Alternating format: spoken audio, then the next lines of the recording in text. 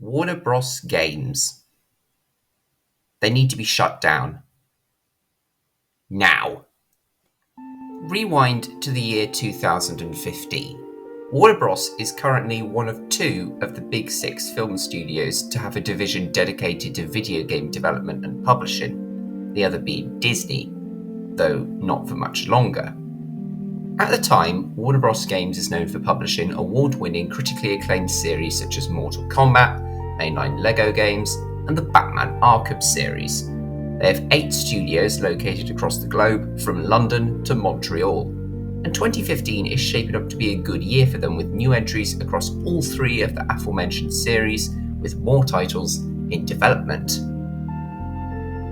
It wasn't exactly their best year, admittedly, but they weren't in danger of being shut down. They had studios, they had multiple games in development, and they owned some of the most acclaimed and revered IP out there, like DC, Middle-earth, and Mortal Kombat. What could possibly bring them down?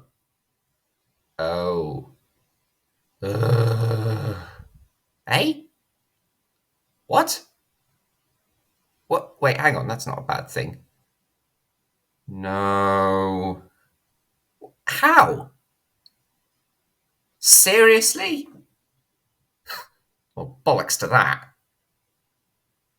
Yeah, Warner Bros. Games is in real trouble. We're talking about a division which secured a smash hit with Hogwarts Legacy in 2023, when it became the first game to top the best-selling games list in the US that isn't a Rockstar Games entry or whatever Call of Duty put out that year since 2009.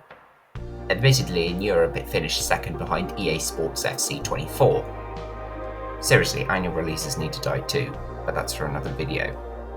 And yet, despite selling 30 million copies, putting Hogwarts Legacy up there with Cyberpunk 2077, Diablo 3, and Borderlands 2, Warner Bros. Games somehow managed to stumble over their own hosepipe and tie itself up. Because 2024 was probably their worst year yet. They released 3 games: Suicide Squad Killed the Justice League, Multiversus, and Harry Potter Quidditch Champions. Suicide Squad was a disgustingly bland and shameful follow-up to the Batman Arkham series, one of the greatest in gaming history, to the point where if it was removed from canon, everybody would be cheering because this entry in no way resembled what had come before. Oh, and it also depicted Batman being tied up on a park bench and executed, Flash being pissed on, and Green Lantern and Superman being killed by bullets. Except it turns out they were all clones. Well, not Wonder Woman. She's dead and gone from... No, not yet, okay? Then there was Multiversus, or rather, the full launch. It debuted in early access 2 years prior, before being taken offline in 2023 for some tweaking, but people seem to like it. A platform fighter with Warner Bros. Characters? What was not to like?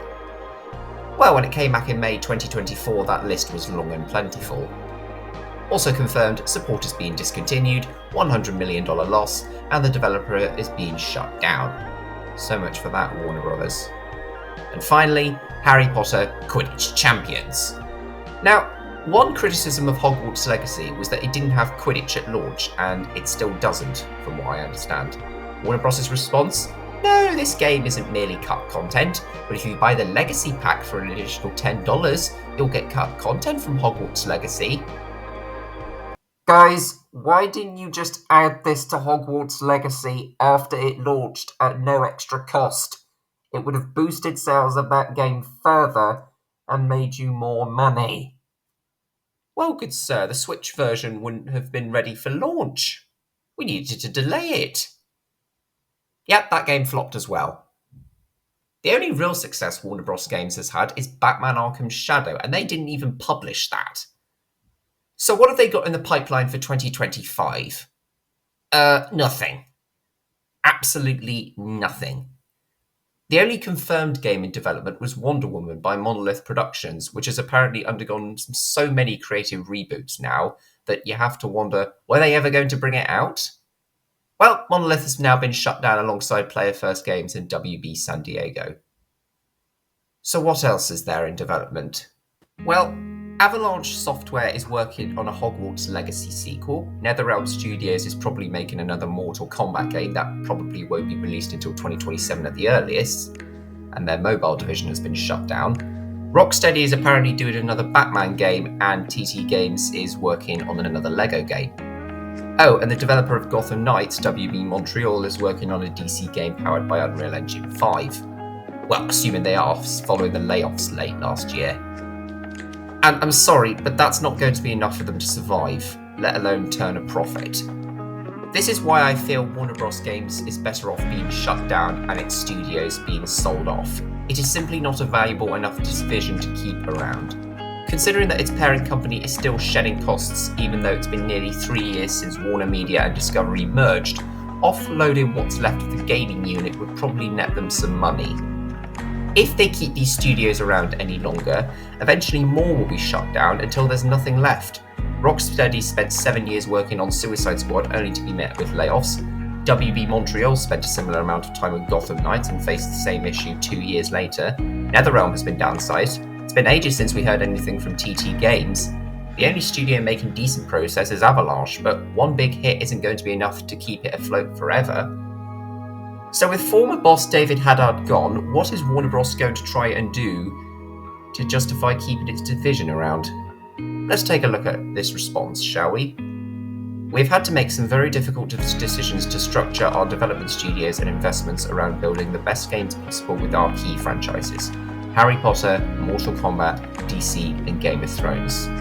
As difficult as today is, we remain focused and excited about getting back to producing high-quality games for our passionate fans and developed by our world-class studios, and getting our games business back to profitability and growth in 2025 and beyond. Right, so they're focusing on fewer franchises and fewer games. I think we should invent a new terminology for this approach. I'm thinking we call it the Kotick Kicker, named after Bobby Kotick, former boss of Activision Blizzard, who was only interested in franchises that could be milked to make money on a regular basis. That's what Warner Bros. Games is doing. Now, admittedly, they may have decided to backtrack on their plans to double down on live service games, but that's not going to be enough, nor will speeding up development so they have something to show for 2025. No, I'm afraid the only option here is for Warner Bros. To cut their losses and shut their gaming unit down with their studios being sold off. But what's this I hear? They're keeping a creative operating system called Nemesis under their control until 2036? Well, let's dig a little deeper into that, shall we? 2014's Middle-earth Shadow of Mordor was one of the best surprises of that year. One of the most notable parts of the Lord of the Rings spin-off was the Nemesis system, a clever mechanic that married gameplay and narrative in a way that few games have ever been able to pull off. In short, the Nemesis system tracks your encounters with different Uruk foes throughout the game, and enemies that you face in a fight can be promoted in Sauron's army, gaining power and rank. What made it so fascinating was that it created micro-narratives throughout the game. Instead of facing generic enemies until you hit the credits, you could be facing rivals that grew as you progressed throughout the game. All of this made the experience feel like an emergent, self-authored revenge story reactive to how you played. Monolith further iterated on it in the sequel, Shadow of War. Wow, that is creative. Not only are enemy battles less repetitive and unpredictable, but they're also matched to your rank and can be altered as time goes on. Nice. And there's room for development, which they doubled down on. In a perfect world, this kind of mechanic would have been copied a dozen times over until teams integrated it into so many games we got tired of seeing it. However, Warner Bros. Had other plans. Okay, I can understand wanting to keep something with the potential to revolutionize gaming under careful inspection, but maybe Warner Bros. Was planning to do what Epic does with Unreal Engine, license it out in exchange for some revenue returns. After the runaway success of Shadow of Mordor, Warner Bros. Started mobilizing to patent the Nemesis system so no one else could use it in 2015, then proceeded to only make use of it one more time with Shadow of War, despite plenty of opportunities to integrate it into series like Batman. If that sounds baffling to you, it is. Considering that games developed by WB's internal studios are often co-developed alongside multiple studios, with some lending a hand on other projects, I find it weird that they wouldn't allow it to be used elsewhere. But okay, it's exclusive to games developed internally at WB Games. So what happens now that Monolith is shut down? However, given Warner Bros. Has done nothing with it, the patenting of the Nemesis system was especially wasteful. After Warner Bros. Took several years to build a winning case, it finally secured the patent in 2021, which will last until 2035. Now the studio that was responsible for what could have been a revolutionary system and narrative design has been shut down, and the project that it spent years working on that used it won't see the light of day. Remind me again why Warner Bros. Games needs to be broken up? Because the people in charge don't care or understand what players want, and will go down paths not worth exploring? Apparently, Monolith has spent years on Wonder Woman with creative reboots left, right, and centre. Hell, even WB Montreal was brought on to help. There was a Flash game that was canned after that god-awful movie in 2023, and apparently there were even plans of starting a new IP. But new IP projects are risky and not worth investing in. Better to churn out another soulless installment of a 20-year-old series and watch the money hopefully fly in. Eh, Activision? Seriously, we are at a point now where if a big AAA game publisher like WB Games or Bethesda were to go bankrupt, nobody would care. Because these companies have lost their soul, their inner essence of respect and care they once possessed. I feel sorry for the people who have lost their jobs at Monolith and the other studios, of course I do, and I hope they get new ones soon. But let's be frank, AAA gaming is broken and outdated, and Warner Bros. Games would be wise to pull out of this business before they get pulled under any further in this shitstorm.